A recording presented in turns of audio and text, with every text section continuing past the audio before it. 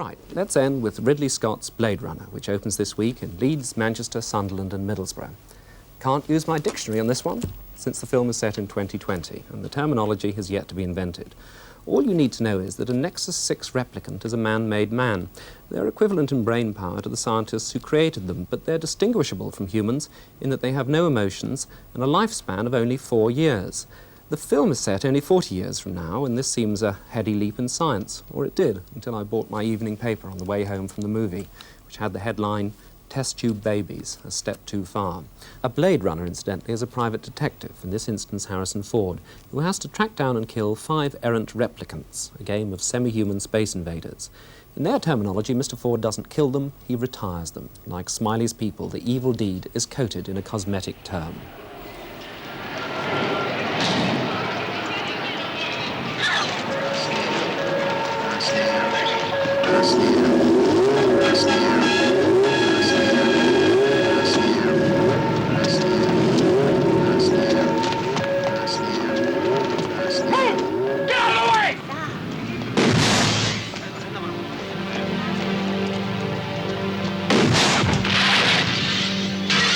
One of the things that's going on here is that the effects have to be more credible in a way. Close Encounters was a little fantastical at times. Star Trek was total space opera, which you could take a lot of latitude with.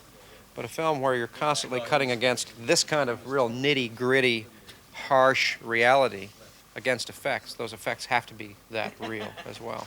In that respect, it's pretty tricky. Is that something that Ridley, as well, in talking about this, is obviously something that is important to him, getting this run-down look? Yeah. It's not just the run-down look. I mean, Ridley is very, very articulate about what he wants to see and how he wants to see it. And it's wonderful working with him. I don't know if you've seen him working, but when we really talk about things that you can't just build like this, really gets down and draws, and he's a wonderful sketch artist. So there's a wonderful ability to communicate.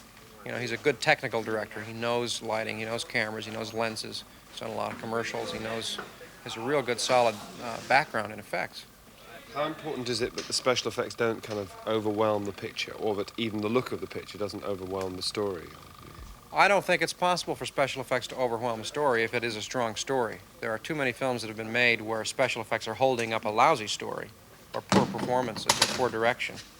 But as long as the direction is solid and the concept for the film is solid, the special effects can't do anything but enhance it. Doug Trumbull, who did the special effects, talking to Alan Yentob. Indeed, Ridley Scott's vision of a future metropolis in this film is at once stunningly surreal and inventively practical. The cop cars float in the sky, machines respond to the human voice, and the city, dense with humanity like the streets of Calcutta, is peopled by an ethnic mix of every race and more.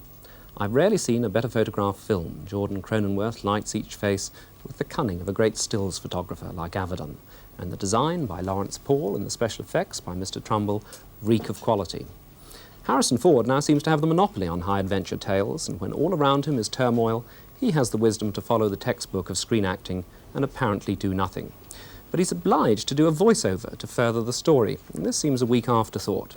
And there's a sequence at the end with a car going through the mountains that appears to have been pinched from the beginning of The Shining. Did Ridley Scott buy an illegal cassette? And does Stanley Kubrick know?